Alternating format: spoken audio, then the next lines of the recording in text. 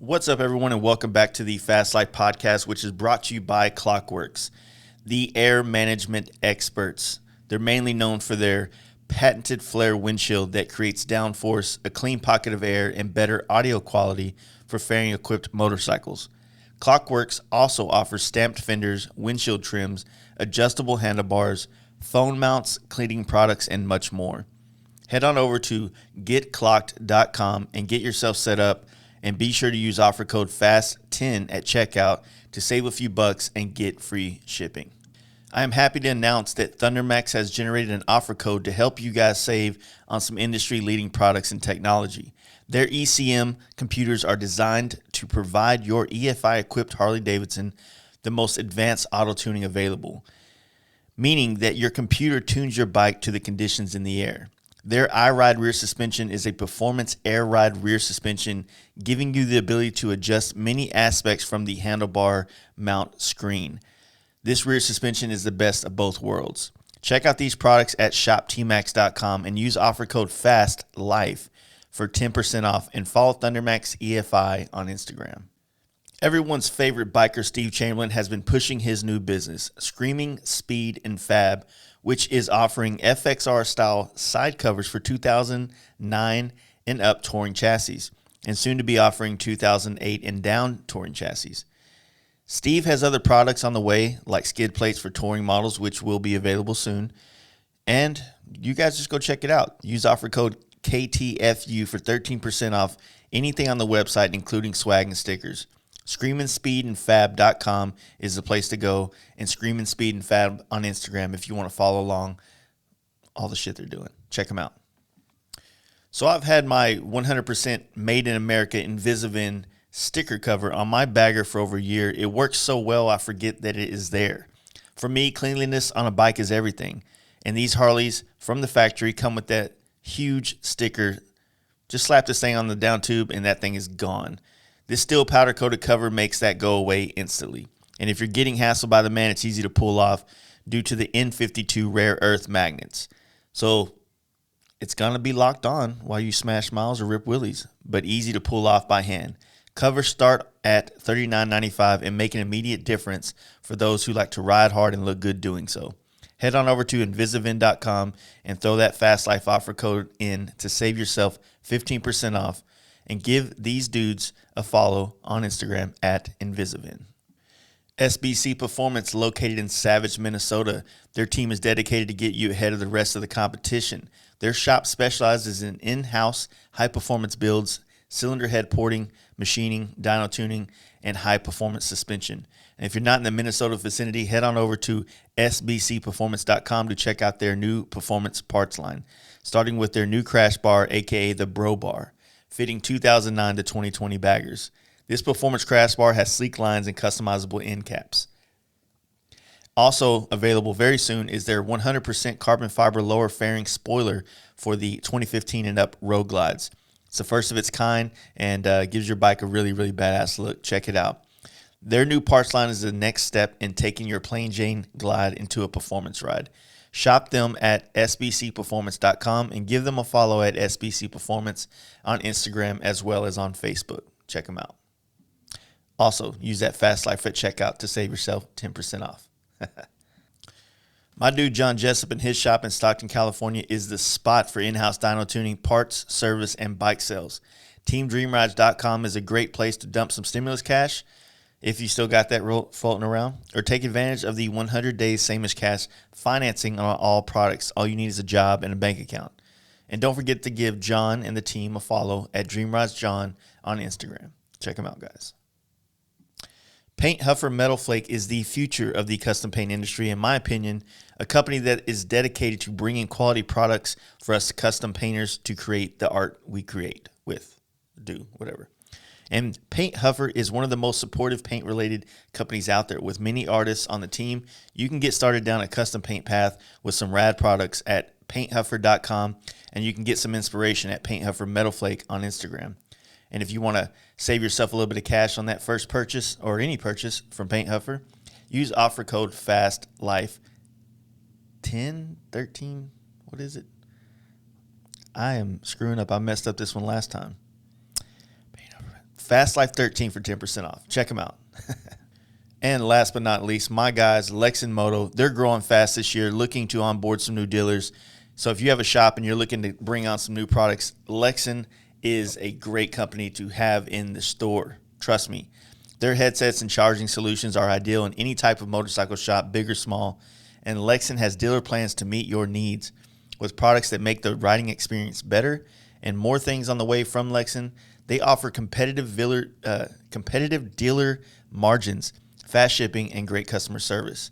Email them at sales@lexanmotorcycle.com and be sure to check them out on Facebook at LexanMoto USA, on Instagram at LexanMoto. And don't forget, if you guys want to just grab yourself a great headset, you can go to the website lexan-moto.com and use FastLife at checkout to get 15% off that entire order. Check it out, guys.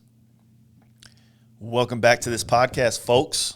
We're ready. We're doing it. Got another one for you. This one's also a video version. If you want to go to our website, fastlifegarage.com, you can check out this full thing in video form, which has about 30 more minutes of content that I kind of screwed up on. So my bad on that.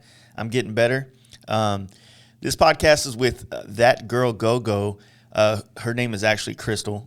She is a regional marketing director for Harley Davidson. And more rad than that, this chick is riding her bike all over the country for 100 days between Memorial Day and Labor Day. So she's passed through Dallas, had to have her on, had a great conversation, really enjoyed her company and perspective on things. Looking forward to kind of doing the same thing she's doing. Me and my boys are jumping on the bikes in about 3 hours to go, ride the Smokies. So if you guys listen to this podcast, we're going to be this weekend coming up. We're going to be in the Smoky Mountain area, Nashville, all that shit. Over the next 4 or 5 days. So reach out on Instagram, whatever, and love to link up with anybody out there along the way. So without any more shit out of my mouth, here's a great podcast with Christal. Let's go. Hey guys, you ready to let the dogs out? Fast Life Podcast.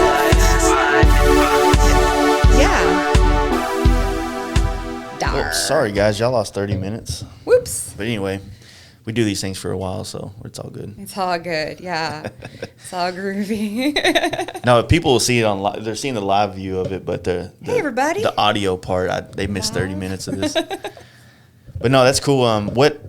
What got you into riding in general? What was the, take it back there? You know So what I a SoCal girl, during the broho days of Kid Rock and riding motocross and motocross being a big part of that culture down there, I started in dirt and hanging out with the guys. I've always been sports and athletic minded, and so I'd go out to the tracks with them, Glen Helen, and then we'd go camp out at Gorman.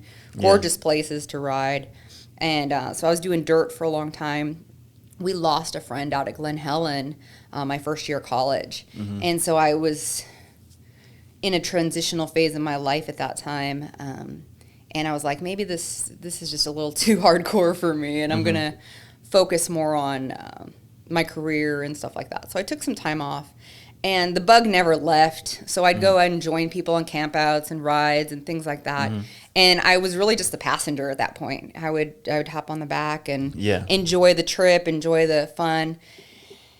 And then fast forward a few years, I was really just tired of being on the back, and I was like, I could really do this. And I had some friends that were like, it'd be great to have a DD, a designated driver, if somebody gets drunk at a bar that could ride the bike back. And I was like, I could get my license just for that, So I took a couple of the classes, like at a college in California, and they have this program where you take the class and then you don't have to take the DMV driving portion. I don't know if they have that out here. But. Yeah, it's the same way. Awesome, cool. So I did that, and I got my license, and but I didn't ride solo for a long time. I was just riding passenger.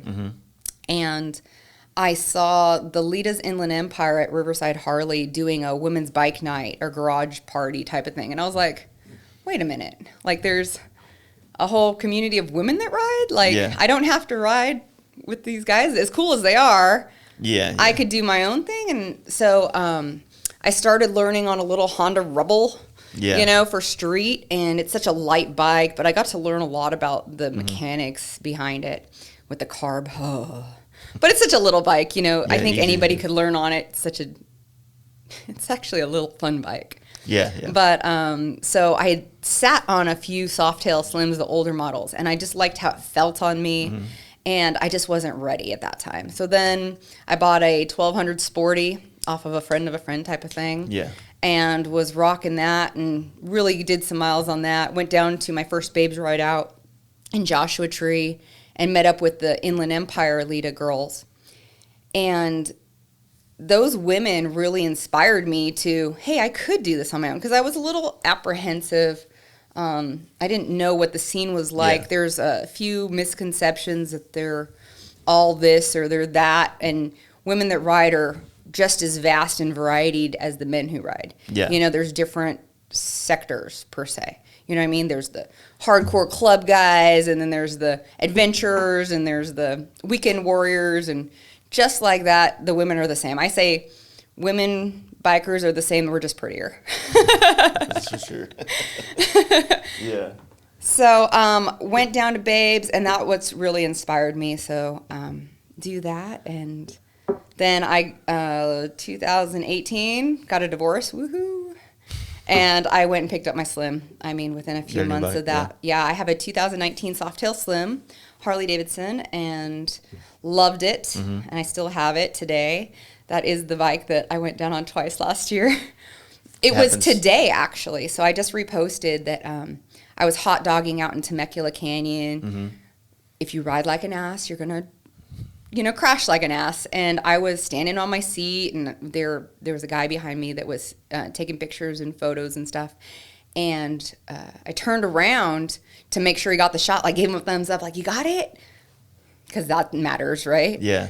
And, and this is how you learn. You Yeah. know what I mean? So we got into a turn, and it was a cutback. And actually, my post from today, last year, that was the last shot before my crash, was we were in this turn, and I get into the turn. I turn my head around from the thumbs up, and I get into the turn, and right as we cut back, there's just a spot of gravel. Gravel is not my fucking friend, okay? Let me Yeah. make that very clear. Did you drop your bike the other day because of gravel? Fuck yeah. And it was just a fuel station Yeah. in the middle of northern Texas, but it was the only fuel stop. I had like 14 miles left. I had to get there. Yeah. The girl in front of me was riding in a small pack. The girl in front of me goes, and she kind of stopped. And immediately, I'm not thinking, grab the front brake. And I know going in, don't grab the front brake, don't grab the front brake. I'm saying this even in my head as I'm Yeah. riding into this gravel, knowing that it's kind of an incline to get up to the fuel spot. And I knew, I felt it going, and I just hopped off. I didn't get hurt. The bike Yeah, didn't get yeah. hurt, but it was just like, I know better. It I know sucks, this. yeah. This is a lesson I learned. So back to last year, saw the gravel, and I just knew in that sharp of a turn, I wasn't going to be able to save it. So I sent the bike up this little dirt hill. It went. The guy behind me was like, it went 15 feet in the air. And I was like, that explains why it looks the way it does right now. I rolled off to the left and just rolled, tuck and roll Yeah. off to the left, sent the bike, broke the frame on that bike. And this is the same 19 Slim I have now, but I was okay. But that's why I tell people, I was wearing an Apple Watch at the time. Yeah. Don't wear an Apple Watch while you're riding. Just throw it in the bag, or, just don't wear it that day, because you can't get it off fast enough. And it's a lithium battery, just like a vape or something like that. Yeah. You smack it on the ground, it's a battery. It's going to pop. Yeah. So it burnt. It really scarred up my wrist here, my left wrist. Yeah. So I show people the scar, and I talk about it. It's my annual reminder to tell people, that, hey, don't be an ass when you're riding, and then I'll leave the stunting to the stunt guys. Yeah, for sure. I've learned a lot in this last year with the two big accidents I had. But so that was last year, and it went to a shop. It got repainted. We added some new fun stuff to it. I got the new bars and new stuffs. So you like the way it's set up, like the way now, like everything's, it seems like you got it dialed in for your comfort to do miles on it. So Absolutely. So I mean, my seat is kind of that and the cruise control were the two major factors. Oh, and I added the Memphis Shades fairing. Yeah. So that cuts the wind significantly for the longer rides. The seat, obviously you have to have a seat. It has the lower lumbar support. For What brand me, seat that is it? matters. Saddleman. Okay. I have a Saddleman. and but it has that lower back. And for those longer rides, just to have that support does it for me, you know, and that's the beauty of Harley Davidson is you can customize your ride. You know, there's so many aftermarket and specialty things you can add to add that comfort. Yeah, I mean, you know, don't get me started on that shit because I'll go all day. But yeah, I mean, personalizing your bike is a big it's a big part of it. You know what I mean? It's a big part of it's kind of like tattoos, like in a lot of ways, like, you know, we just want to customize this shit. You know what I mean? Yeah. So, you know, I agree. But make it yours. You start to like dial in your bike. Like when I first started doing bikes, I would customize it to look cool for what I did on bikes. And then as we started traveling more, you know, like a lot of the shit got kicked to the curb. You know what I mean? And I wanted to. It's kind of weird because like when you like before we were doing the big wheel stuff, and that was just what was popular, and I made a lot of money doing that stuff. Yeah. But then as things kind of progressed into this more purpose-built performance riding, traveling more on the bikes. Not that you couldn't on the big wheels, but the thing about big wheels is you just kind of can't maneuver them through things as easily as you can traveling on a normal bike. You know what I mean? And not that it ever happened to me, but this is what people used to say is like, what if you have a flat tire and you have a 26-inch rim? Where are you going to find one? Never happened to me, but I know that it does happen, so I get it. But the thing that comes with those bikes is all the other shit that goes wrong. Like you put big stereos in them. Those things burn stators and rectifiers. Some people put air ride. Air ride's not very reliable. Next thing you know, you're in the middle of nowhere looking for air shocks or compressors or whatever the fuck. Yeah. So traveling on bikes has changed my perspective of what I want my bike to look like and feel like, and just buy another bike. Have your your fun bike, have your bar hopper, and then have the one you like really put down miles on, and you know that's your. One day I'll be that ballin'. I got my money in camera equipment and shit, but this is rad setup. Honestly, I've done a few podcasts where it's just like a little speaker. I had that. Like I did that way, and it works. It works. I mean, it goes back to this whole experience thing that we were just talking about. When people come to Dallas, I'm busy as shit 'cause I'm trying to get that bike that's downstairs done and out of here so that I can go on a trip next week. But at the same time, when people do come here, I want it to be an experience to come and do this podcast, go rip around town, go do things. You know what I mean? Absolutely. That way, when people are moving from east to west or west to east, they're like, man, we should stop in Dallas and see Jace in the fast life. You should absolutely stop in Dallas and see Jace. So, that way it'll just be a fun, you know, kind of midway stop through all the bullshit. You know what I mean? Yeah, so for sure. Yeah, I appreciate you doing this though. I don't really, I haven't had, like, Giselle is the only other woman I've ever had on the podcast solo, and she rides with another women's group, which it's been fucking 2 years now, so I can't remember it off the top of my head. But she's out of Florida. She does a lot of cool shit, does like a lot of marketing for like American Flat Track. Really cool chick.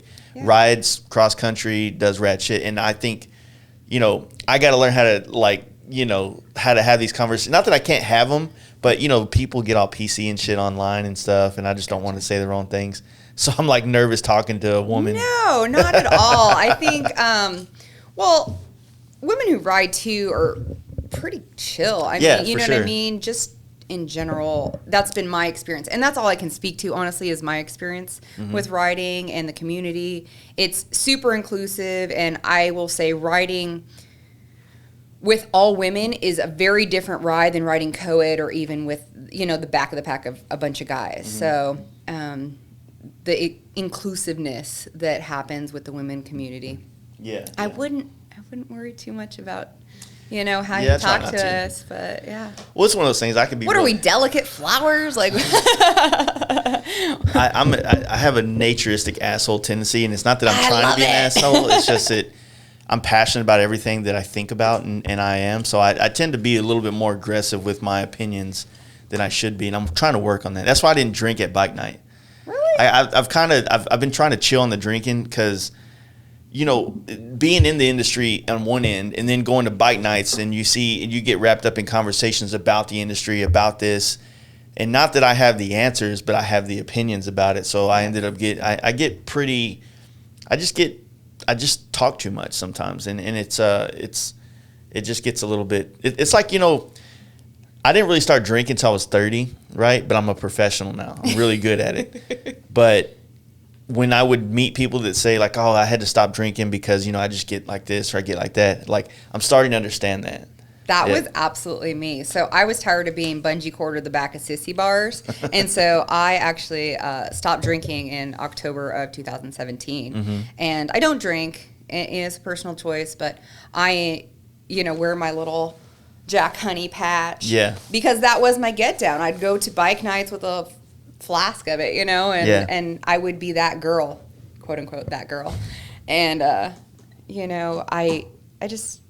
I'm happier when I don't drink, and I'm able to be there for my friends. And at my truest nature and my core, I just have a big heart, and I want to help people. Like I was momming the guys at bike night. I was giving everyone napkins and cleaning up tables, and it's just who I am. And so if I can be the best version of myself, no matter where I'm at in the world or who I'm with, that's going to, at the end of the day, be authentic to me, and I don't have to be anything other than that. See, I feel like there's this gray area where after like 2 or 3 beers, I'm the perfect guy. Like, like conversation wise. Even. Yeah, because I feel like I'm at that point in time, I'm still very receptive to like the conversation. Like people are talking to me and I'm taking it in. I'm much more compassionate with what I'm thinking about and thinking about them. But then the next beers, when the compassion goes away and it just becomes like forcing my opinions or my thoughts. Not necessarily my opinions. Like I'm not super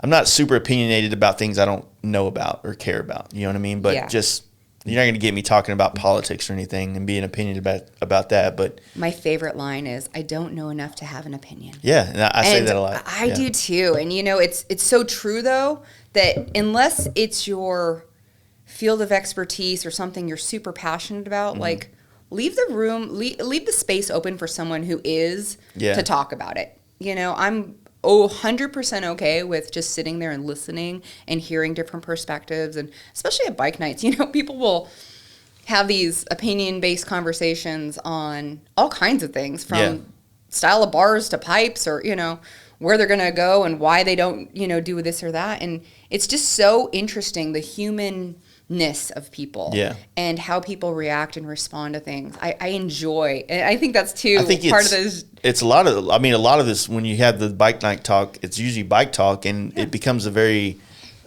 common thing I say on here is tribalistic, where we all have our kit, like, oh, I run these bars, this exhaust, this seat, this helmet. You got that from me. I did the helmet thing for you.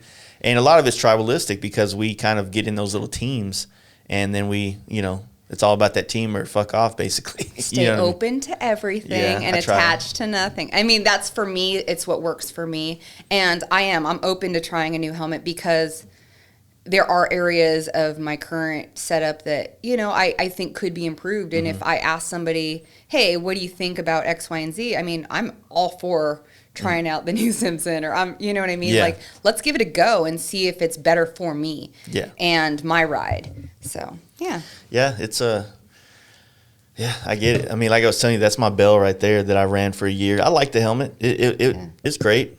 I logged probably 12,000 miles on it.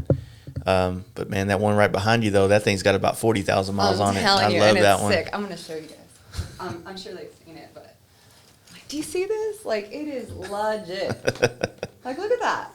I mean, obviously this custom. So that was my first helmet when I started doing these things. Yeah. My wife bought me that helmet for Christmas, and then I painted it, and then that helmet got me like an audience with Simpson, basically. You know what I mean? And then now it's like probably 70% of our business is just painting helmets, and it all started with that one.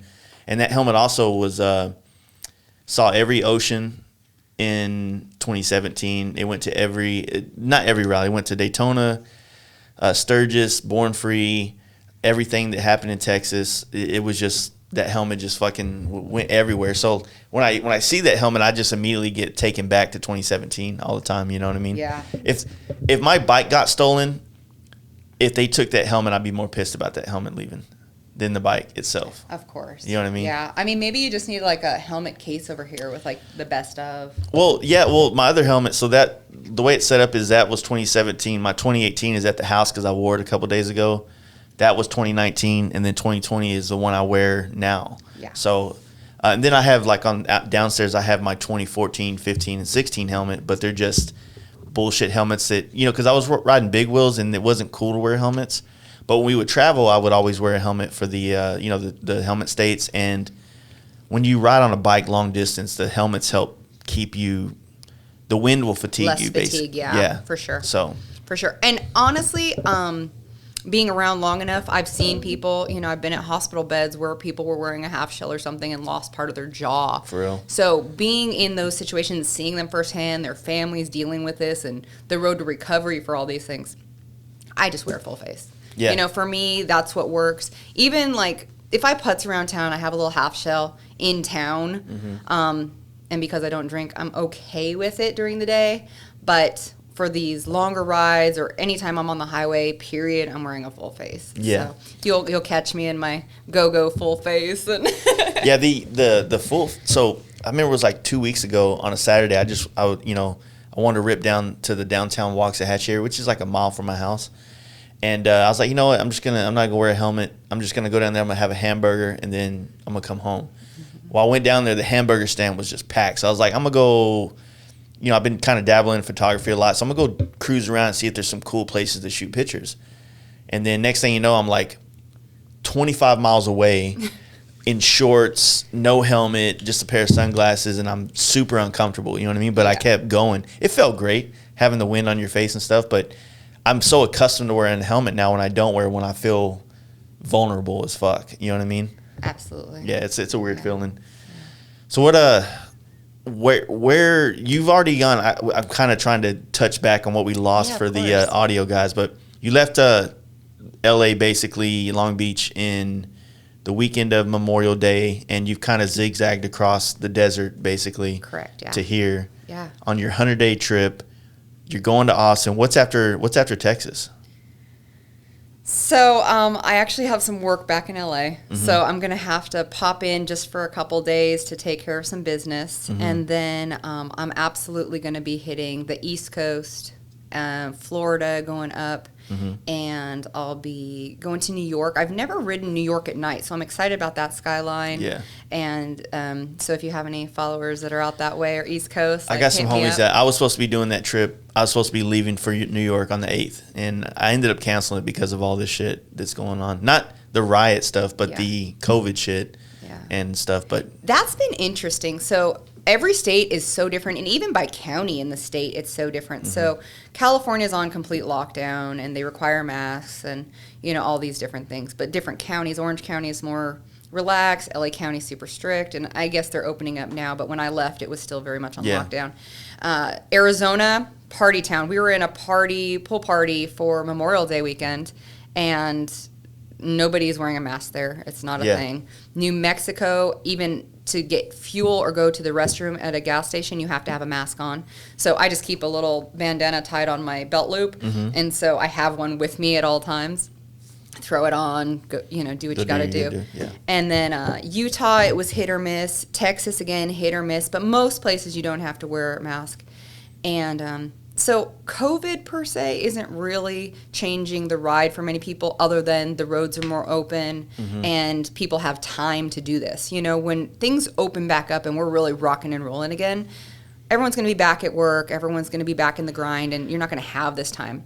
On the daily, I'm getting direct messages, emails, text messages saying, you're inspiring me to ride. Like, as soon as I got out of Zion, a bunch of people rode out to Zion. And, you know, showing all these wonderful locations across our country is just inspiring so many people to get out and ride their motorcycles. Yeah.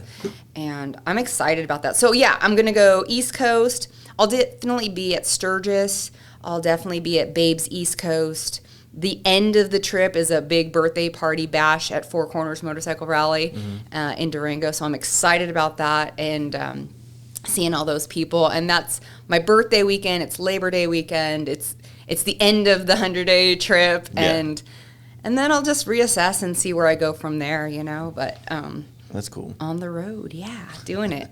Was there any other things like in the like other than like the East Coast or West Coast like that you've been wanting to ride and see that you haven't got to do yet?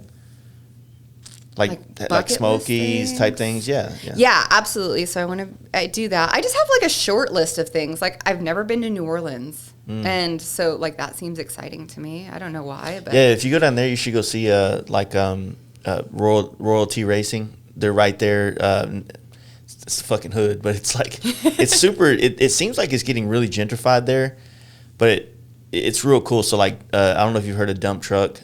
He's down there, absolutely. so I think he's staying there with Royalty down there, and they're rad dudes. And same thing, like cool. Patrick, Look forward to seeing you guys out there. yeah. Patrick is a super. He's like, when we came down there, he showed us the town. Like it was a great experience. So he's a great ambassador for that area as well. So if you go through there, love that. But yeah, like Austin. I'm sure you got all. I didn't even know about this event you're doing here in Texas until you showed it. Yeah, so it's a Lita's event. So Lita's Dallas, but there's several women's ride groups in the state of Texas, and it's a co-ed event, but you have to know Alita to kind of get the co-ed invite to it. And it's statewide, and there's people from other states. There's girls riding in from, like I said, California. I know Oklahoma's coming down. Atlanta, some girls are coming down from. So it's going to be a big party down in Bandera this weekend, and I'm excited about it. Yeah, that'd be cool. Yeah. It's a fun time. Yeah, I need to get out more and do some more. This I always do it. It's like 1 year I can really get on the bike and just go everywhere, spend a whole year on the road, and then next year I'm recovering from it basically. And so last year I got to do quite a bit of miles, and this year I feel like I'm having to force myself to do things because of work and I wouldn't say so much that all the shit that's going on, but the work is more the big thing. You know what I mean? Absolutely. It's kind of the blessing and the curse about getting more or less better at what you're doing is that you get sought after a little bit more. Yeah. And then you end up getting you don't want to turn down these opportunities that you've waited your whole life for, but you're at a different part of your life now where you want to do different things. So, Absolutely. So Mr. Adam Sandoval is hosting, we are having International Female Ride Day was postponed, canceled. It's postponed until October now. So normally it's in May for Women's Ride Month, and it's sponsored by Law Tigers. It's Women's Rockin' Women, Blue Star Mothers Chapter of Tulsa, Oklahoma. Live music, all kinds of thing. And for International Female Ride Day. So I'm all excited. Like I'm definitely going to be doing that too. It's in October. Is it at Adam's place? Yes. At the K River? Yeah, that's my understanding. Yeah. Yeah, there was supposed to be. We had our camp out, and then there was supposed to be Alita's camp out right afterwards. There was, I think, maybe it was. When's the National Women's Ride Day? Is it like the beginning of May? Yes, that's correct. The first week in May. Oh yeah, so then that was what that was for originally, but it got postponed. Yeah, so postponed till October. I can't read. 8th through the 11th. October's going to be a crazy month. I know everything is postponed, and I love that about our industry though. Is we didn't just cancel events like Born Free rescheduled, like Babes rescheduled, like all these. Do you think Born Free will be able to go on if I've heard rumors? Like I said, I'm on this side of the rock. I'm not on it, but I'm. Well, not. I want to say that I heard that the state wasn't going to give permits out to do big gatherings like that for the rest of the year. Which, don't you need a permit to do something of that size? I mean, they got police out there, and so I'm kind of wondering if it's going to get canceled again or just postponed again or not even happen this year. I think I know enough people in our community that whether it's happening or not, people are still going to show up. You know, same thing with Sturgis. We're waiting kind of to hear on the official, mayor, government stuff. But people will still go out. They'll still ride their motorcycles, and there'll still be enough of the community that we're going to have a great time, and we're going to enjoy our lives. We're going to keep living. So what I think would be cool about Sturgis is even if they did cancel it, which I don't think they will, it should still be the 80th. Right? Absolutely. Because then what it'll be is this special trip that was, with all these circumstances in play, that made it something different that we hopefully will never have to deal with again. Exactly. You know what I mean? This is once in a lifetime, and that's another reason why I'm doing this trip. It's never going to happen in my lifetime again, and to have this opportunity, I'm super grateful. I'm grateful that I'm able to ride again, because a lot of people go down and they're never able to ride again. Yeah. Or the fear overtakes them. I actually got a message today because I shared my crash story from last year. A gentleman said, yeah, my wife went down. She's a new rider. And she's really like spooked right now. She's shaken up. And I just was giving words of encouragement. Like, yeah, right now is going to be really tough. Give her some time. And if there's anything I can help with, if there's any conversations I can have to help her get back on the road. Because at the end of the day, if that's what's in your heart and your passion, you want to follow that. And whether that's making adjustments to your bike or how you ride, your riding style. Obviously, I'm not standing up on my seat anymore. I'm riding in a way that is enjoyable and pleasurable and for the long term, because there will come a day when I won't be able to ride. So for today, I'm grateful that I get to ride and live this awesome adventurous life that I get to. And well, the same thing you're doing is the same concept that I talk about all the time, is like building this network of friends. And with you as women riders, like you said, you have these groups all over the country that you have somewhere to go to and and receive hospitality, basically. And that's the same thing that's kind of happened with us with, at least I've experienced as social media has taken over and become our main source of communication over the years. Going anywhere, it's like, as soon as you post up online, someone's like, yo, we're in fucking Chattanooga, come party. And I'm like, well, guess we're partying with I guess we're people going tonight. to Chattanooga. Yeah, exactly. So you end up just like getting a lot of opportunities to see people and hang out in towns. If you stay open to it. Yeah. And that's the other thing. If you could live in a state of fear your entire life and never leave your zip code, or I'm only comfortable riding within 30 miles of my house. I know people like that. Yeah. And if that's how you ride, great. For me, I just want to be open to every experience and every opportunity. And like you said, the women's moto community, it's growing significantly across our nation. I was a part of a charity Ride to the Warehouse. It's for Girl Moto Power, and it's all this women community. So Yeah. anyways, great people, great program, and they raise money for women's charities. So our industry in a whole does a lot of great fundraising, charity.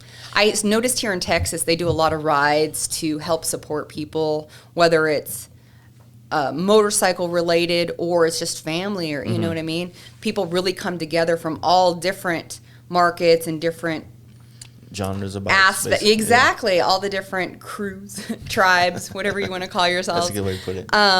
And come together for people in our community. So I just love that. I think that's something I absolutely want to explore more, is the social and the giving aspect of what we do. Because as a whole, no matter if you're a man or woman, the biker community kind of gets a bad rap. And we do so much good. Yeah, You know yeah. what I mean? That maybe if we focused more on that. We were talking at the bike night, and you kind of brought something up that I've been trying to wrap my head around, and because of the perspective thing, like I said, I don't have your perspective of it, but you mentioned that, and not to name names of companies, but you mentioned a lot of companies don't really have or haven't really marketed much or supported much of the women's things or the women's riding and stuff. Yeah. Like, do you think that now with as much the things like Litas have done and other women riding groups have done over the last years, that there's a marketable enough people to market to? You know what I mean? Because I guess what it would boil down to is like, It's numbers. it's numbers. Absolutely. Yeah. Are we numbers. marketing to a couple thousand people or a couple 100,000 people? You know what I mean? So the percentage goes up annually of women riders and different demographics. And I'm in marketing, so I'm a regional marketing director right now. And just knowing those numbers are increasing, it's absolutely beneficial for companies to get on board with that, especially in our industry. Not just creating gear that is fit and not just flare. Stop putting rhinestones on women's jeans. Harley Davidson. I did talk to Karen at Babes Ride Out, and I was like, can you please stop? I mean, as much as there's a demographic of women who like wearing rhinestones on the butts of their jeans, it scratches our seats. Like, I actually respect my motorcycle enough to not throw it in a bikini bike wash because I don't want it scratched. I respect my machine, and I don't want to mess up my seat, and I don't want to, have something happen because the gear isn't appropriate for the ride. Yeah. And so I love companies that get on board with, okay, maybe women's bodies are a little different. Maybe we should, consider sizing. And there are some great companies that cater just to women for gear. I mean, there's Atwild, and there's Tobacco Motor, Tobacco Motor. yeah, they're rocking some like awesome ride shirts and stuff right now. They're pretty universal, and they're attractive. So why not? Harley Davidson is changing some of their gear and stuff for the rides and just being more functional. But companies that get on board with this are going to see the profitability. Absolutely. I don't see a time where the numbers are going to ever decrease for women motorcyclists. It's almost like, I never thought about you just said that, but like most of the shit you walk into Harley, as soon as you go to the women's section, it's just rhinestones and big open V-necks and shit. Yeah. And it's like maybe they've been marketing their women shit to the passenger aspect of a woman rider. When I think that if you had like real gear, real things that look cool, like how us guys we have cool shit that we ride with, you know what I mean? Yeah, absolutely. That it would make sense that they would market to that, and you guys would probably wear that over the other shit all day long, you know what I mean? 100 times over. Yeah, 100 times over. Even if you weren't like manning the bike, you were just as a passenger, you'd probably rather wear the shit that's more for riding, Yeah, so. Safety alone, you know what I mean? Like whole bunch of bows. But I've stopped at several dealerships along my route and just asking for a tech or performance shirt, like the cooling shirts and stuff like that. Like I've had to go to outside brands and even like Cycle Gear to find things that were functional that also had a woman's fit to it, because I'm a curvy woman. I have a much smaller waist, but I'm the hourglass, type of shape, and I'm also 5'9", so sometimes I'll have to hop into the men's department just to get something proper, to ride in. So I'm hoping, as days and months and years go on, that I can be part of that movement. And, I will say that having Karen out at Babes Ride Out last year, she did a coffee talk. She's part of, the apparel line and the design and all that. So having real feedback on what kind of footwear we want to wear on the bike and, the gear, giving us options that aren't pink, I love pink personally, but I know a lot of the girls I ride with, they're like, does everything have to be pink? And I mean, hopefully you're hearing me out there. Yeah, it's gotta, I don't know. That's you said like traveling across country as well. Like, how is it different going in different dealerships in different areas? Like, have you noticed a big difference in what they try to market and sell to the riders as opposed to like your LA based dealerships to your middle of the country dealerships? Like, what have you noticed? I'd say some of the key pieces are all the same across, everyone orders out of the same catalogs and the same vendors. There is a stylistic difference with the West Coast to where I've been the last few months. And going forward, I'm sure there will be as well. There's a whole East Coast style as well that I haven't yet to experience, but I'm excited to. I know Florida's got its own. You're definitely going to see some rhinestones down there. Yes. On the men's shirts, too. Yeah. And don't get me wrong, there's nothing against rhinestones, but for me personally, I like my seat and I don't want to rip it up. And if I ever hop on the back of somebody else's bike, I don't want to rip up their seat. Yeah. Just out of respect, so. It's all about, like, if you do wreck, you just slide across the rhinestones, across the pavement. I don't know about all that. Having that experience with the Apple Watch, I don't think I'd want to. Yeah, I remember when the Apple Watches first came out, my selling factor for me to buy one was I could ride and then I can just see the Google Maps on my phone, on my watch. I'm like, okay, I need it. And it's like, it didn't work out as well as I thought it was in my head. So I ended up selling it after the first trip because I don't like wearing stuff, Yeah. And even working, like, me and my wife knows, like, I almost never wear a ring. Like, I have a rubber one, but even that, like, I'm a real, like, when Tactile. things, like, I'm always kind of, cracking my knuckles, like, and anything that feels weird on my hands, I always get weird. Like, I bite my nails, all that shit. You know what I'm saying? Yeah. So it's like wearing a watch, like, I want to be that dude that can just, like, wear a watch all day long and have, like, a cool necklace or some shit. Like Vin Diesel and Fast and Furious or some big cross. Like, it's just not my thing. Whatever you're comfortable with. I mean, that's what it comes down to, especially with the ride. Yeah, I have a hard time doing that shit. Working, riding. I have one piece of jewelry that I wear all the time. It's I had my mother's ashes. She passed in September. Oh, that's crazy. They make jewelry. There's this little place in Huntington Beach that takes just a small amount of the ashes. So she's with me all the time, and That's cool. that is the one piece. I can do without a watch. I can do without any fancy bling bling. But yeah, that stays with me, and it's never ever gonna ever not gonna happen. So. Yeah, that's cool. I actually, my current helmet, I put my grandfather on. He passed July of last year. Sorry about that. And yeah, it's kind of one of those things. Every once in a while when I see it, I get a little emotional. It depends on where I'm at and what I'm doing, but For sure. but it's cool to have it. You know what I mean? Like for me, because like I said, next year it'll be on the wall with these, and then move on to the next thing that's relevant in my life, I guess. But what a beautiful way to document to your life in helmets. Like what a fun thing. Well, it's a marketing strategy, but it's also at the same time it's for me it means a lot to me because I don't have the gold FXR that I built and rode with that helmet. You know what I mean? I'm not quite at that point in my life where I could build a bike and keep it or whatever. So like I said, it's just like the one thing I can kind of keep from it. And like I said, I'm proud of those events. So I keep those as trophies more or less for all the shit I did or got to do. One of the helmets I had got stolen in Indianapolis, but it was stolen with the bike that I was on. So I rode up there to do a podcast. Reward if found, by the way. Huh? Reward if found, by the way, if anyone They comes found across the bike. If anyone comes across that helmet, though. Yeah, it's Sitting at a pawn shop, I'm sure. Yeah, it'd be so cool. It's in Indianapolis somewhere. Someone's got it in their garage or house or whatever. Or they've spray painted over it like some dumbasses. Wouldn't that piss you off? It's just what it is. But, fortunately, I haven't really had anybody ever steal a helmet from me. But I noticed the Speed Kings out there, they got this new thing that goes on your handlebar that'll lock the helmet on, which I kind of wouldn't mind getting it just for the peace of mind to be able to walk away and know that my helmet's not going to come up missing. Yeah, you know what absolutely. I mean? Plus, who the fuck's going to steal a custom painted helmet?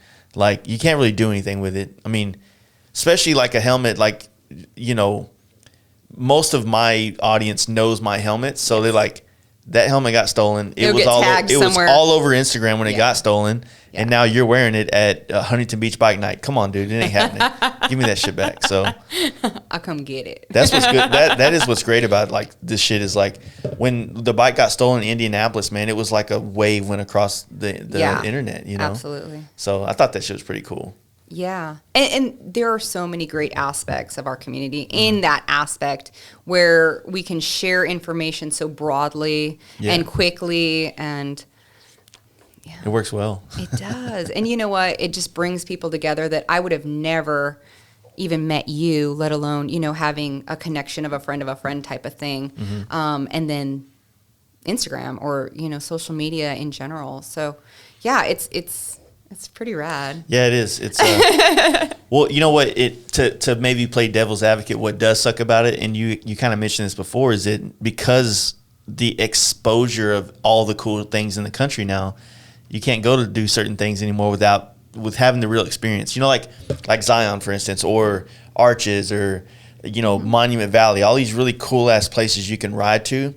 They're dope. And then when you see the pictures, you're like, "Fuck, that's badass." But the reality is, you're standing in front of the 40 people taking pictures behind you in a lot of those places. So the picture is this like desolate, like you're the lone wanderer through the world kind of vibe. But in reality, there's, a tour bus behind you. There's kids running around. You know what I mean? It's just, it's kind of been ruined by social media in a sense. It's been exposed, but ruined. That's fair. Yeah, that's fair. I haven't seen too many tour buses, so knock on wood that I know that industry is struggling, but stay home. I'm enjoying all this riding without the tour buses and everything. So that's a little selfish, but I'm enjoying. Honestly, going to I was at Horseshoe Bend. And there was maybe 5 people, cool. And it was just a perfect time of day, and I got to venture out there and see and do things that you don't really get to do it all the time, like you said, without the large crowds and everything. So. Yeah, because that's what me and my wife was driving, and we were going to go try to see the Arches National Park in Yeah. Moab and stuff, and the line to get in just at the bottom of the fucking hill was just ridiculous. I was like, man, like, It's if worth it. Take the trip, do Okay. the thing, buy the ticket. I'm telling people, like, just go do it. Live your life. So I've always had a lot of friends in photography, and that's kind of what's pushed me into wanting to get into it in some aspects. But the way they've always described these places is way more fun to me. It's like they set up their shots or their times to go visit these things, and they'll be there at 3 a.m., 4 a.m. to get set up for a shot, wait for the sun to come up, and there's usually only other photographers there to catch it as opposed to tourists, if you will. Yeah. So there's that aspect, but then you're talking about traveling across the country on a bike, and you have to be at this place at this time. So there's no getting drunk the night before around the campfire with your boys, because in 2 hours you got to be setting up a tripod somewhere. Yeah. So that part kind of, You can make it work. yeah, you like can make I it work. said, I'm just I'm a professional complainer, by the way. You just gotta, don't complain, don't explain. That's what There they you tell go. me. But yeah, you got to do what you got to do. I know that the nice thing about traveling one day and then exploring the next day is it gives me the flexibility of when I'm in town, looking for those spots and knowing what times are going to be appropriate for me to be there. And, Yeah. loosely plan accordingly. yeah, like I'm real envious of you, because I've never had that luxury of that much freedom on a trip. I'm usually sticking to a schedule to make it, because we're trying to cover massive ground in a 10 to 14 day period. Yeah. So it's like, and then I have a very big host-like mentality when I go on trips for my friends. Yeah. Because I've been fortunate and I've been able to do a lot of trips and a lot of events and stuff across the country. But when, yeah, like, when you're going somewhere and you've already kind of sought out the cool shit in the other town, like I'll become the host for San Francisco to my buddies. So when you do that, like you're trying to, I don't know, like I haven't, maybe I'm just a control freak. Let's just say that. Okay. Maybe I'm a little bit of a control freak, and I feel like, fuck, we got to do this because I want their experience to be so great. But I'm trying so hard that like things don't become natural as much. We still have a great time. I was going to say, whether it was planned or not, you're probably still going to have a good time. Yeah. It's really the ride. It's the people you're with. And go with the flow and just let it happen. Like I tell a lot of my girlfriends, just enjoy the ride, whatever that looks like, however it ends up. Even if I was here for your podcast the other day, just kind of listening in, even when things happen, it's meant to happen that way. Yeah. And if you just go with it and not like fight it, not get all flustered about it, and, motherfuck the stupid, road and everything else that happened, you're going to have just a better outlook and better time in life. So yeah. for me, that's what works. And it just, when you just let it flow, just, you know what I mean? Go with it. Oh, I agree. Go with it. See, when I do solo trips, it's more like that, because I'm not in this mental space where I want to make their experience great. You know what I mean? Yeah. Because I talk so much about like traveling on bikes and doing trips that I almost don't want people to think I'm full of shit, right? You have something to prove? Yeah. Well, no, I want to prove. I'm hoping that they get the same experience that I got when I did it. So it's almost like I feel like that pageant mother, getting, trying to force them into having a good time, and instead of just like, hey, dude, we're doing this, have a good time or not, Yeah. But it does get a little bit, I get a little bit like that. You know what I mean? Yeah. I fall on the helper side. Like, I want to help, facilitate the best experience, but the experience is going to be whatever the experience is. And I know I have zero control. I am powerless over weather or road conditions or, things like that. So when outside circumstances come through, I just let it be and go with it, go with the flow, enjoy the ride. And I was a surfer for a lot of years in Huntington Beach, and I went to college in Hawaii, so I did a lot of surfing. So I think that mentality kind of just rolls through my body pretty naturally, and that gypsy nature of just things happen and you go said, with it. I mean, that's kind of what it was. So last year when I took this trip to, we do this NorCal to SoCal and then home kind of thing every year. And I always, pardon my listeners for this, man. I tell it all the time, but I have a route to take people into San Francisco to show them the bridge for the first time. Not that they've never been there, but when you come out of the 101 headed south, into San Francisco, like you kind of like the first time you really see the bridge is as you come out of a tunnel. Yeah. It's a sick ass way to It's see it. awe-inspiring. Yeah. It's one of those stop and take it in kind of Yeah. scenes, that country song, Yeah. just enjoy it. It hits you. Like there's been many times on my ride too, it just hits you. And I'm a big old baby, and I'll be brought to tears by something beautiful Yeah. like that. And that's one of those, right through that tunnel when you exit it, it's one of those, it stops you in your tracks and you're just so, It's taken crazy. aback by it. And usually what we'll do is as soon as you come out of the tunnel, you exit right there and you go to the top of the hill at that Battery Spencer, and you have one of the best views of the bridge. But this year when we went there, covered in fog, couldn't even see the bridge. Ain't that the shit? So it's like, you know, when you're coming through that tunnel, you have that bridge. Then when you go on Battery Spencer, you have the bridge, and you can kind of see a lot of the city of San Francisco. Couldn't see shit. You know what I mean? It was, we still had a good time in San Francisco, but it just, sometimes those kind of, like, seeing that would have, like you said, it would have gave that vibe, like, fuck, this is sick, this is cool, we're gonna have a blast down there, let's go cross this bridge, let's get there. And then you do, and it's like, cool, but the whole It's city holding was, onto that picture. It's having that attachment to what it should be like. Yeah. That could kind of, have you have some disappointments when the fog rolls in or something. So yeah, it's just be open. And you know what? Even with the fog, like you said, you had a great time. And yeah, I mean, San Francisco was like, on a scale of every place, if we put which one was 1, 2, 3, it was kind of like the ass end of it, because it was just a real gloomy day there.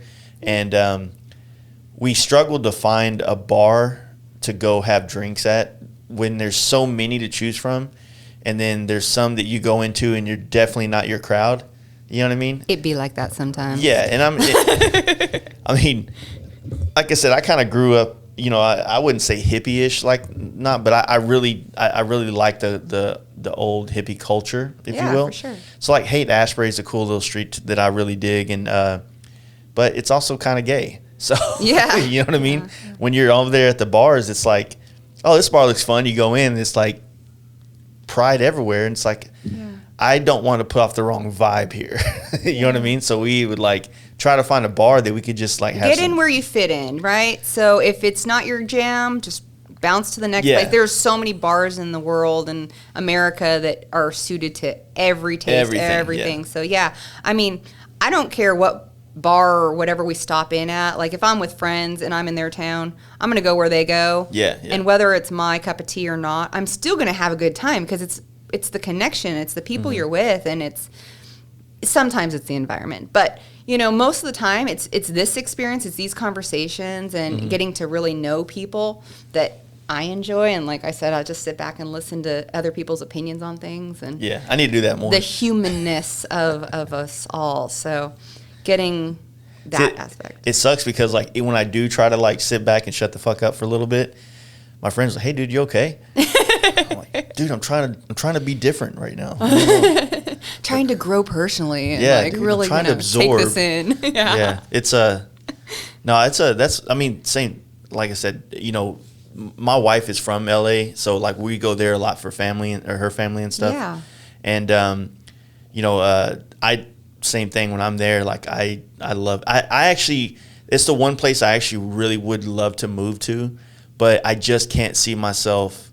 I've never been there longer than a week, and I don't know if I could stay there longer than a week. You know what I mean? That's a good time, and then, experience it and get out. But it's hard, like I have family there and I have a ton of friends there because I grew up there. But I'm finding more and more as I get older, the traffic and the taxes and all the things of California, I'm just kind of over with. Yeah. I'd rather live a little freer and a little happier and a little less taxed and controlled by the state. Yeah. So for me, I think I'm exploring other areas of the country to live in. And that's also kind of part of my trip is like stopping in these cities, getting the vibe, getting the feel. Like one of the big questions a lot of people talk about with the people in California looking to possibly leave, what's high on your radar as far as other cities in America or states at least? Yeah, so I think a lot of my friends are in South Utah, Arizona, Texas is where the Californians. I know there's a huge section in Idaho. There's Boise? like there's a whole California sector in Idaho. I have some friends in real estate because I was an escrow officer in the title side of real estate. And so I have a lot of real estate friends. And they're all telling me it's Arizona, it's Idaho, it's Texas. And those seem to be where large numbers of Native Californians are moving out of. And being part of California and the industry for so long, you actually see the demographics change. So while there are more people moving into California and the population is growing, it's not Native Californians. It's people, foreign demographic is in growing, increasing in California. And also there are a few people from like the Midwest that want to experience California, but they don't stay very long. Yeah. Like they just get a taste, the feel, maybe 3 to 5 years, and then they're back out. It's like that hoe state that you got to go through. You know? The phase of life. Yeah. You just got to knock it out, and then you experience it, and you're on to better and greener pastures, literally. Get it out of your system.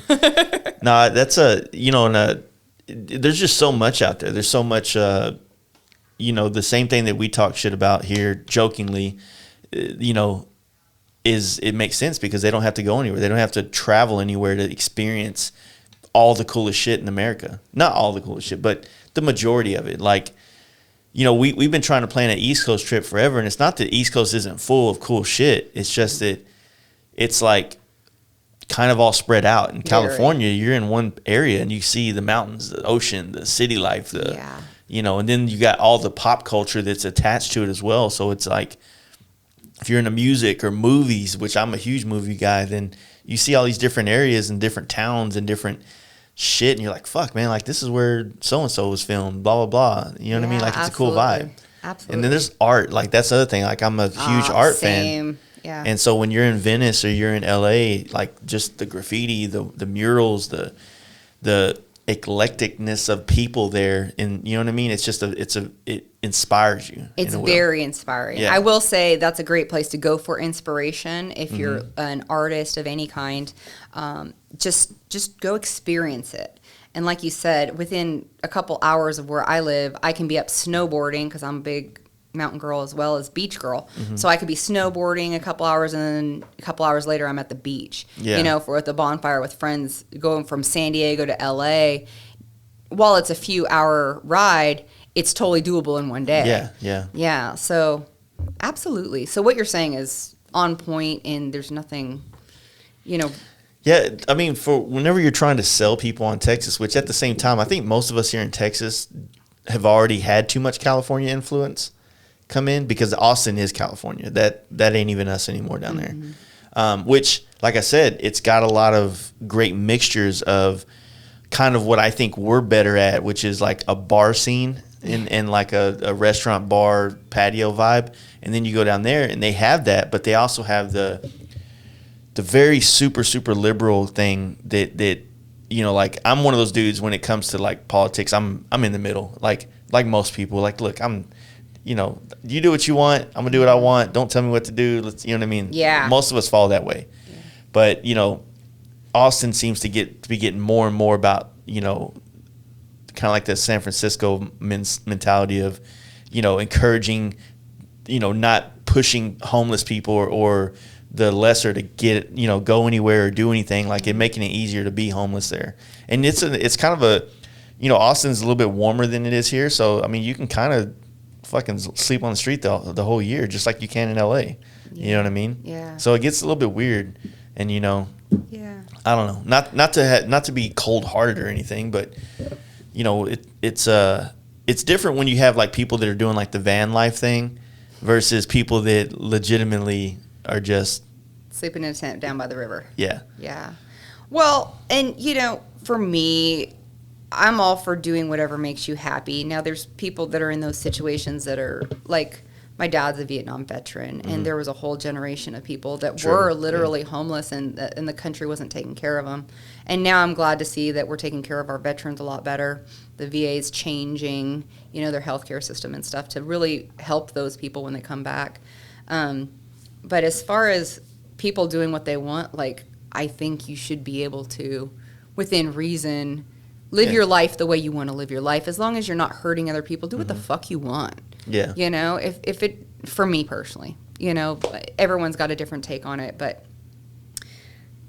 live and let live. Like, live your life and let everyone else live however they want to live. And, you know, let's not impose ourselves too much on, you know, the freedoms and liberties that people are literally fighting and dying for. True. You know, we have ancestors, at least me personally, I was a military spouse, a military daughter, a military granddaughter, a Purple Heart. You know, my dad's a Purple Heart, and he's got Agent Orange all over his arms. I'm actually going to go see him for Father's Day. I got a new, he hasn't seen this yet, but I got a new dad tattoo. I'm going to make him cry.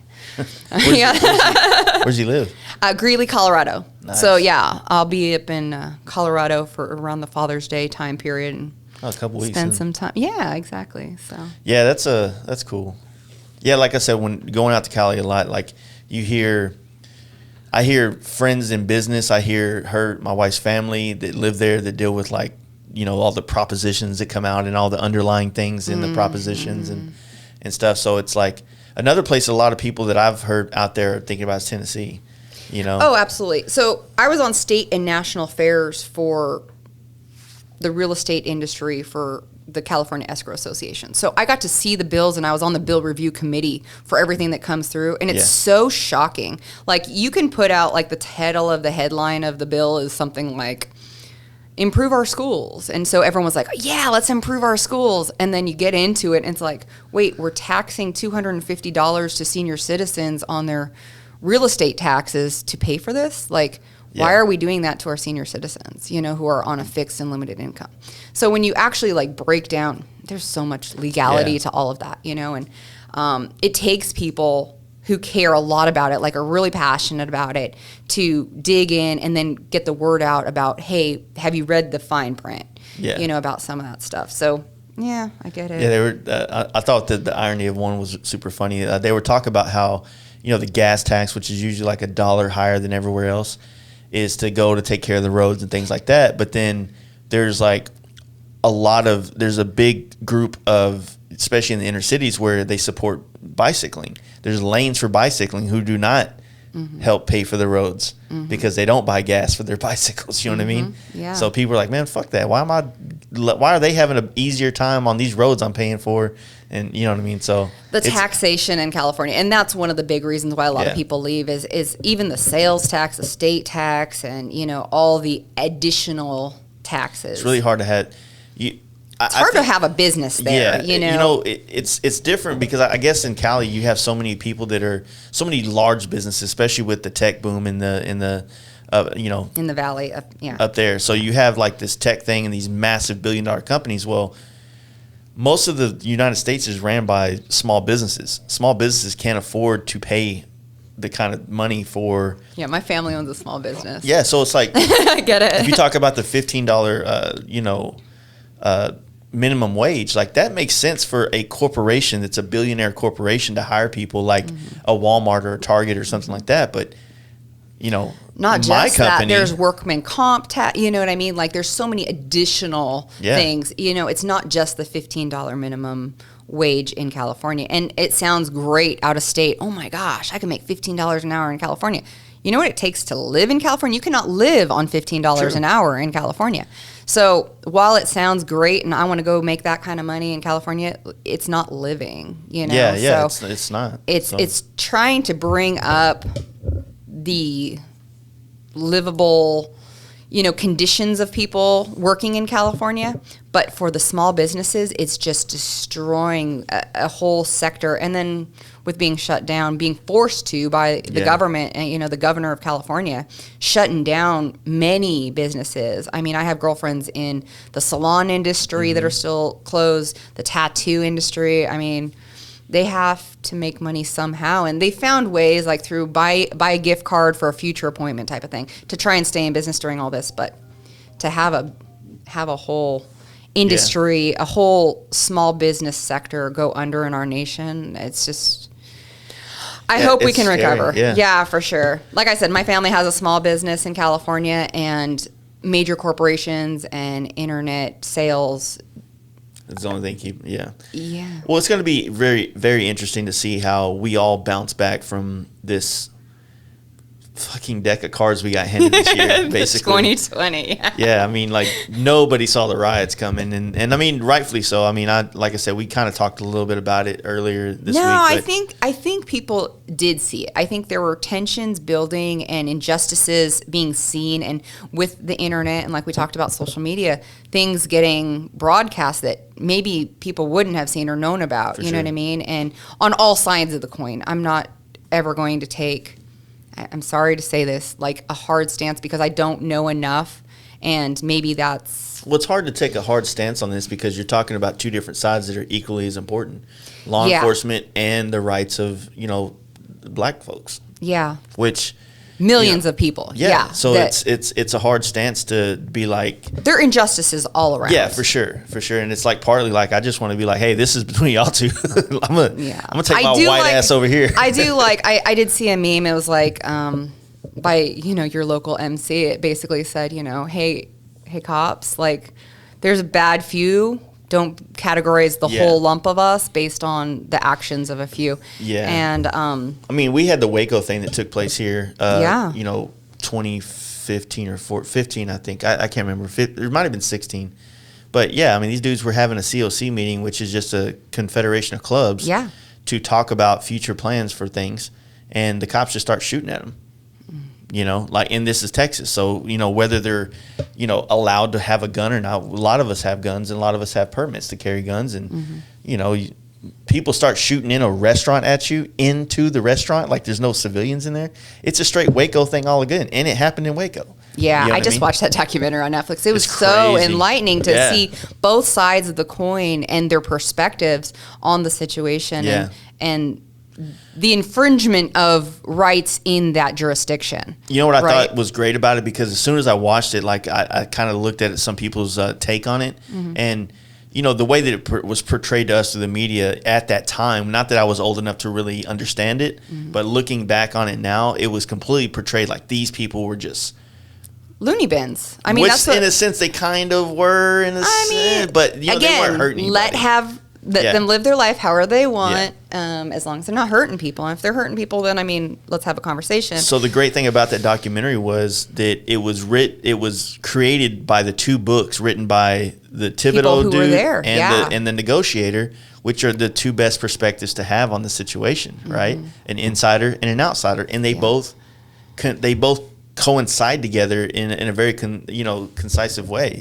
I look forward to writings about like Waco, the biker situation. Yeah. You know what I mean? And I love learning and reading. I'm a big reader. Yeah. And I write as well. So I love getting more information, and the more information we have, the better we can be as people, and the better we can move forward with different events and things going on. So yeah, no, I agree. That's educate. I saw the show on there for a while. I was like, I don't feel like watching. I started watching. I was like, fuck, that was good. And it was crazy. It was like came out like 2 or 3 years ago on a different channel, and then Netflix picked it up and put it on, and now it's moving. It's way better. I liked watching that way better than that Joe Exotic shit, which I didn't watch. The Joe Exotic Did you see my socks? No. Carol fucking Baskin. I got these socks. I got tigers like eating. It looks like maybe a limb of some kind, but I got my little tiger tattoo. There you go.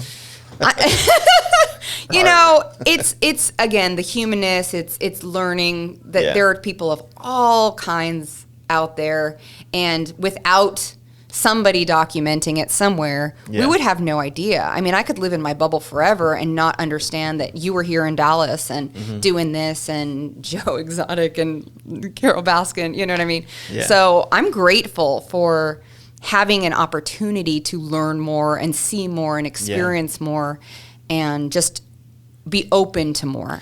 Yeah, I would say that you said it great, like living in a bubble. And I feel like that's a lot of what, and not to talk shit, but I feel like a lot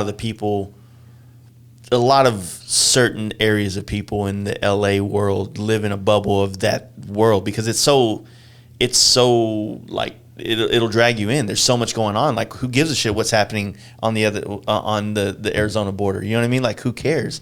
There's so much going on in just LA proper that, between their own problems, and then all of entertainment is there. You know what I mean? So I get it. But then when you go to the Midwest or you go to the East, different worlds, different lives, different perspectives, different things are on a pedestal than what they're, and that's what gets weird about like moving ideas across this whole country and making it blanket all of us, is that it doesn't apply to all of us. You know what I mean? It can't. It's almost like it has to be a country ran on governments or states, basically, to fit their people. Well, that's why, our founding fathers created this division between church and state, but also the states as opposed to the national. And we have this structure set up in a way that California can kind of do its thing, and Texas can kind of do its thing. And then people can choose. They have the freedom to, if California is not running the way I like it, I can either vote to change it, or I can get the fuck out of there, and I can find a tribe and a community that speaks my language and my heart. And for me, I want a place that leads with love and that's open and inclusive and, rad. No, I agree. That's dope. I mean, that's exactly what I think, like, I guess for me, like, so you're from California, you grew up there, my wife, the same thing. And, like, there's this part of me that I was born 20 miles that way.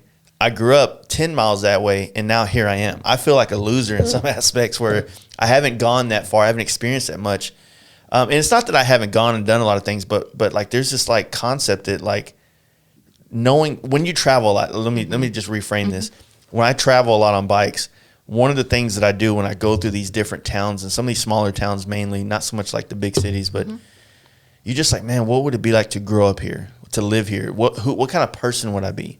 Absolutely. Some of these mountain towns, these beach towns, these, Pismo beaches, these places that are kind of just different. Like what would my story look like then? And it's kind of weird. Like I grew up in a pretty decent sized city, but it's like it doesn't. I don't know what the best way to put it. It's like I look like that FOMO we were talking about the other day. Yes. I feel like I'm missing out on some part of my life by only staying to this area and not taking a chance to live in California for a while, even if it's just for a year or 2 years or whatever, or living in Colorado and experiencing what it's like to live in mountains and shit. You know what I mean? Yeah, absolutely. Yeah. I experienced that.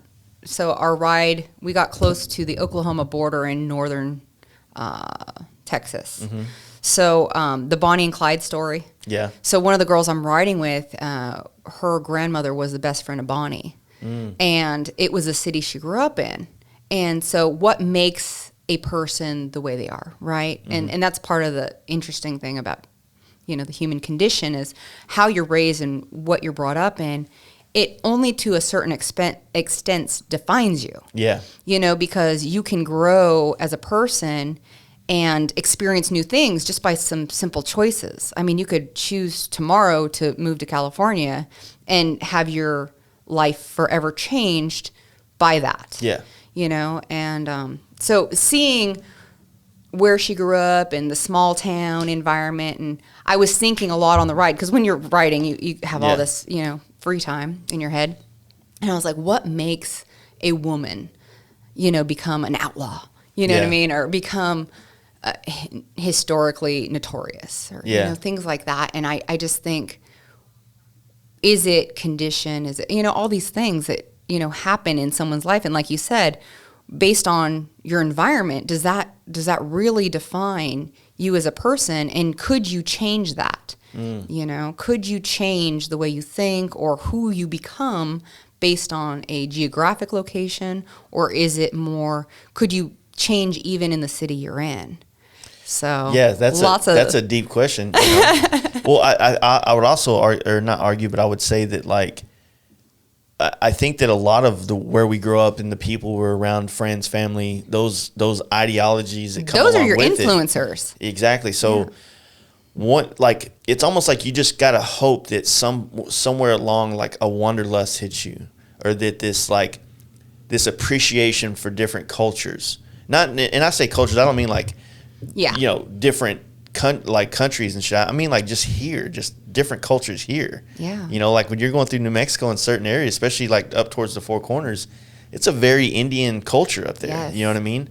And so, and it's kind of depressing in a way with just how they've, been able to, just the whole Indian, thing is depressing as fuck. So Not they're depressing. What happened and how they're dealing with it now and whatnot is depressing. But yeah, I mean, you grow up in these different kind of things, and you know, you just gotta hope that like something hits you at one point to just get up and go to broaden your life. Like my wife left LA at 19, I believe, and moved to Oklahoma, which the fuck, right? Yeah. And then, you know, lived there for 6 years and then moved to, you know, Hollywood Beach in Florida. Mm-hmm. And so that's where I met her there, and now she's here in Texas. So it's like I'm not envious. I'm like inspired by that nature of her, because like I said, I've never done that. You know, I didn't even leave Texas until I was fucking 22 or 3, and that was just to California on a I used to do import cars back in the day before I got into bikes. So we used to go out there and like buy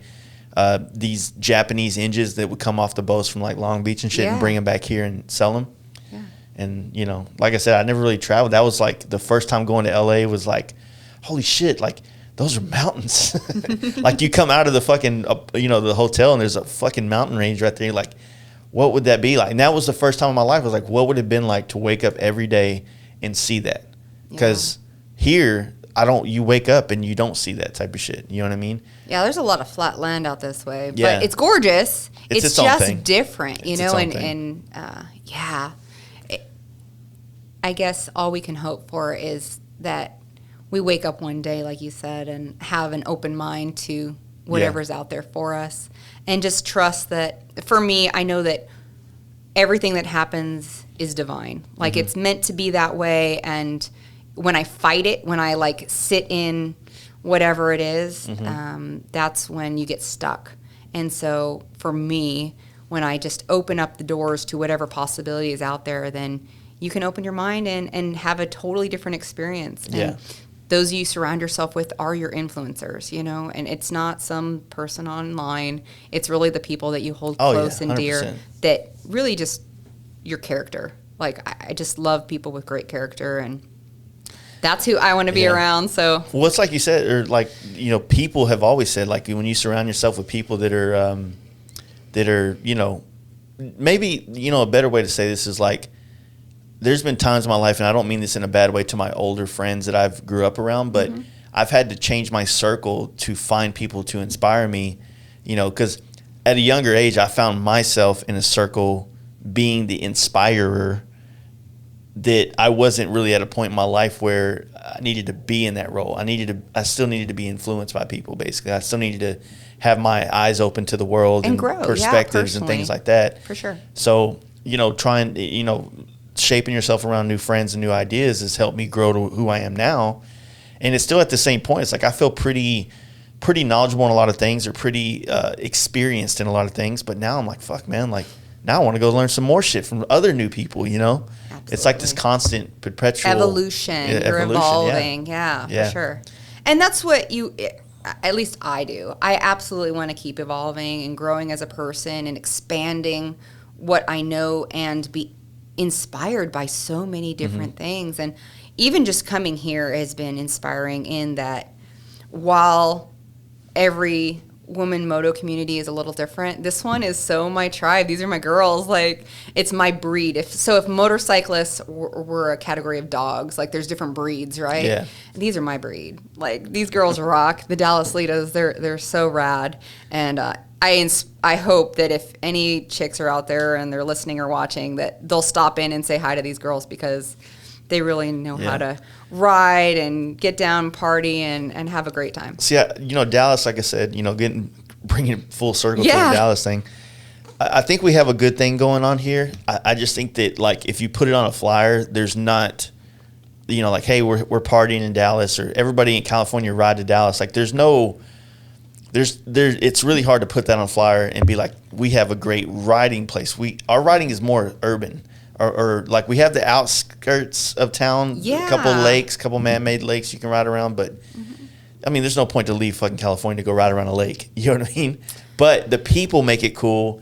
The nightlife, the different places you can go on bikes. It's just a completely different beauty. Yeah. So while California is gorgeous and there's a lot of things, once you've seen it and you've done it, this is a totally different beauty. Yeah. You know, it's even those lakes, like I caught myself riding over that bridge coming in from Lubbock into Dallas Tuesday. And I was just inspired by, like, there was water on both sides of me in the middle of, because you go for many miles, 100 miles, where it's like cornfields and different things, along the side of the road, and lots of dirt devils and giant spiders. That was your welcoming committee to me. I thought they were potholes, and so I go to stir around them, and there were these giant, like the size of my palm, spiders that crawled. Yeah, nope, not for me. I wasn't ready. I was not prepared for that. I don't fuck with spiders either. Yeah, I mean, if it's a small one, I'll, relocate it or smash it if it's in my shoe or something. But those giant ones, what do you do with those? Shoot them. No thanks. Burn them. Burn them all. Grenades. But it's all these new experiences, and Dallas is a new experience that, if you're on the road or you're even thinking about making a trip out here, it's totally worth it. Yeah, it's crazy too, because like I used to live in downtown for quite a bit, and every day I'd drive by the JFK Memorial. Never stopped. Still to this day, I've never stopped and like checked it out. Yeah. But partly because there's always like 5 or 6 dudes there doing the conspiracy stories. Like they're there to try to like tell you, oh, did you know that the bullet came from here too? And it's like going there is like clicking into a YouTube video that you just don't want to be in. It's like next thing like you know, it went to the next one. Yeah, you leave that spot and all of a sudden you think the Earth's flat and all this other crazy shit's going on, and chemtrails. Like you get wrapped up into all this conspiracy. It's the hub of conspiracy theorists. Okay. And but it's cool shit. And then I'm a huge Joe Rogan fan. Listen to the podcast, yes, obviously. Joe Rogan. So then I'm just now finding out that here in Waxahachie, where I live and in the shop and everything, is like he went on this like book thing over the last couple of months where he was like deep into these Comanche, I think, Indians, which was apparently a fucking like ruthless Indians that was doing some crazy shit. Don't know the words, so I'm gonna use adjectives like crazy shit in place. But they were based out of this spot right here, like in this town, and like and then you start like thinking like, fuck, man, like there's some shit here too, And then the Bonnie and Clyde stuff, a lot of that took place here in Dallas. Yeah. It's pretty wild. But even Californians, the native Californians, so I grew up in Orange County. I had never been to the Walk of Fame or anything till I was much older. For real? Like I think you kind of. It's part of your I've never been there. You might either. even take it for granted because it's right there. I can go anytime, and then days go by, years go by, and you've never been there, like you said. So while it's great to explore your own city, I'm all for exploring other things too. And yeah. It's new fun. New destinations, new roads, lots of sunsets, more sunsets, less Netflix. Yeah. Although Carol the Baskin. Tiger King. So you about to head down to Austin today, or what's the plan? Yeah, so I'm going to head Austin, San Antonio, and then meet the girls in Bandera this weekend for the camp out, and then, stay on the road. Have a good time. Bandera's nice. Like, the whole Twisted Sisters thing is a huge, like, I think it's a prideful thing for us Texans. We're like, we got a great road to ride too, which we have a lot of cool roads to ride. I would say there's some good ones outside of Austin that I personally think are better than that. But you'll tell me those on the way out. Yeah, the Bandera thing is just like, it's probably, I'm trying to wrap my head around it because I think the Bandera thing is just the whole area is like its own thing. Like it's got this like Western vibe to it. The Twisted Sisters has kind of got a little bit of a terrain that we don't really have in a lot of Texas, or at least a lot of populated parts of Texas. I mean, you drove through West Texas, and it's pretty desolate in a lot of areas. But it's Talamina, where Adam Sandoval's fucking campground is, way better riding, personally. And it's an hour and a half from here, 2 hours. Okay. So that's my personal opinion. I'm excited, and I'll be there. All right, I'll be there. We'll wrap this up. Tell everybody how to follow your story on Instagram. Yeah, and stuff, so and Facebook. Instagram is kind of the one right now. I'm working on YouTube, but it's at Thatgirl_gogo. And on the road, I hear go, and but my name's Christal. So if you see me, I am a real person, and I'm a hugger. So if you see me, I'm definitely down for a hug, and I hope to see y'all on the road and follow me on Instagram. That Well, girl. thank you for doing this. I appreciate it. Thank you for your time. I really do appreciate it. All right. Cool. Hope you guys enjoyed that, and thank you, Christal, for spending some time here at the Fast Life Podcast headquarters and telling us a little bit about, your shit, what you're doing. Pretty cool. Thank you, guys. If you want to support this podcast, you can go to our website, fastlifegarage.com. First page right there, Patreon link, says, donate $1, whatever you want to do. We have additional content on the page. We will be uploading things this, every month now, trying to bring another behind-the-scenes type podcast going on there so you can get some more, information or just more content is what it is, basically. So if you want to check that out, or just go to patreon.com/fastlifegarage, and you can check it out that way too. I also want to thank Clockworks on Instagram and getclock.com. Offer code FAST10 to save yourself some cash and free shipping. Screamin' Speed and Fab on Instagram and screaminspeedandfab.com. KTFU for 13% off your order. Dream Rise John on Instagram and teamdreamrise.com. Paint Huffer Metal Flake on Instagram and painthuffer.com. FastLife13 for 10% off. Thundermax EFI on Instagram and shoptmax.com. Fastlife for 10% off your order there as well. Lexan Moto on Instagram and lexan-moto.com. Fastlife at checkout, 15% off. SBC Performance on Instagram and Facebook and sbcperformance.com. Fastlife at checkout, 10% off. And last but not least, my dudes, Invisivin on Instagram, invisivin.com, and Fastlife at checkout for 15% off. Thank you guys for joining us again today. I'm looking forward to bringing you some more content from this road trip that we're about to go on. So got a few more people lined up too for the next couple of months, and we're still pushing strong through this crazy ass year we got. So thank you guys for your support. I hope you're enjoying these podcasts, and we'll see you on the next one. Peace.